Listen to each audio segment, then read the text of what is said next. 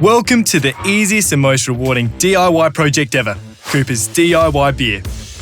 Everything you need to make your own great tasting beer is in your brew kit box. If you follow the simple instructions in this video, making great tasting beer is almost as easy as drinking it.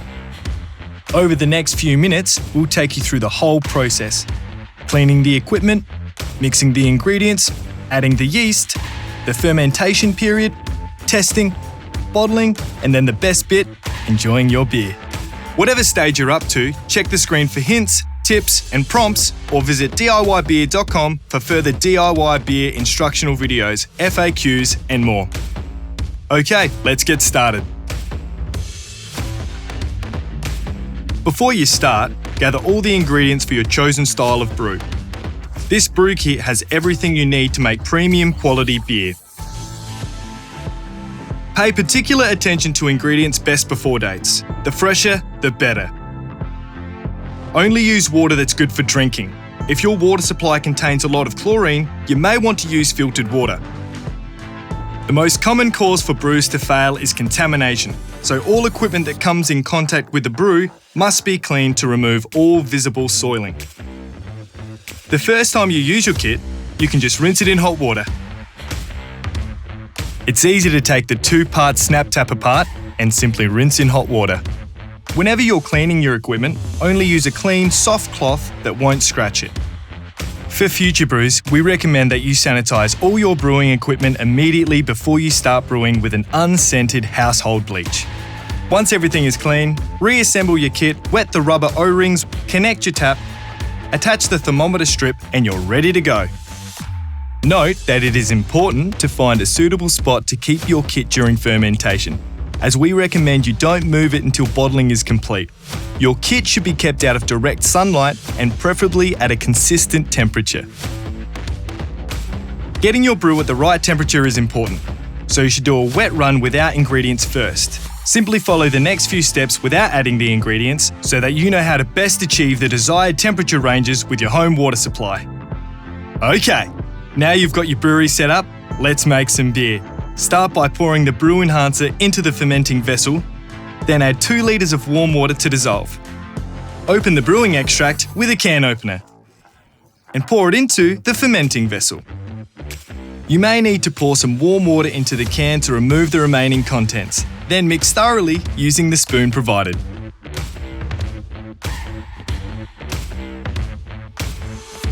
Using cold water, fill up to the 15-litre mark and make a note of the temperature. Your thermometer strip may show colour in 2 or 3 panels. The middle of this range is the temperature of your brew. Continue filling to the 23-litre mark using either hot or cold water to get the brew temperature in a 21 to 27 degrees Celsius range. Try to keep as close as possible to the lower end of the recommended temperature range.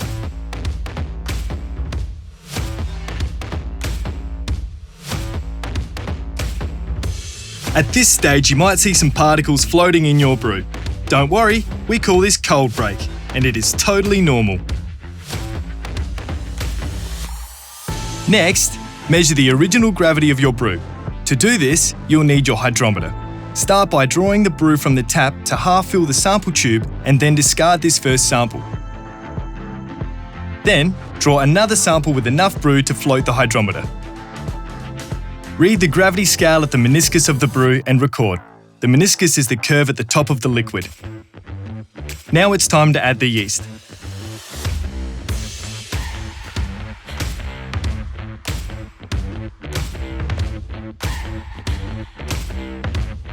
First fit the krausen collar, then sprinkle the dry yeast evenly over the surface. Do not stir, then fit the lid to the krausen collar with the lid clips. Be careful not to clip the krausen collar to the fermenter. Even if the temperature is slightly outside the recommended range, it's important to get the yeast in as soon as possible.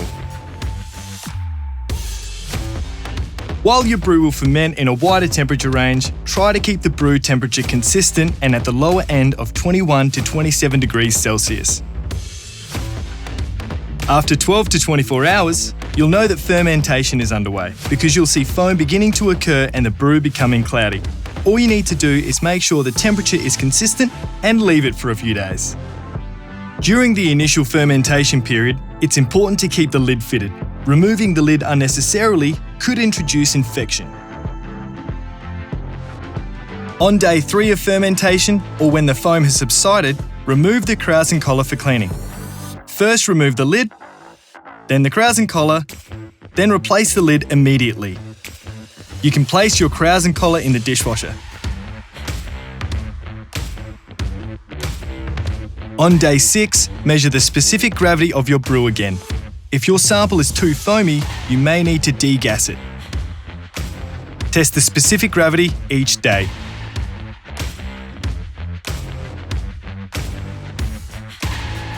Final gravity is reached once the specific gravity is stable 2 days in a row.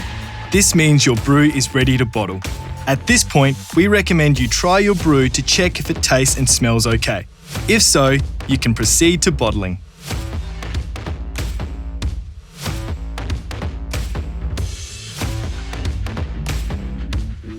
When using bottles for the first time, simply rinse with warm water. For future brews, it is necessary to clean and sanitize your bottles before use. To fit your bottling valve, just slip it inside the tap and switch the tap on full. Now you can easily fill your bottles without having to keep turning the tap on and off. It's also a good idea to place a container under the bottling valve to catch any drips. Fill each bottle close to the brim. When the bottling valve is removed, you'll have the right amount of headspace.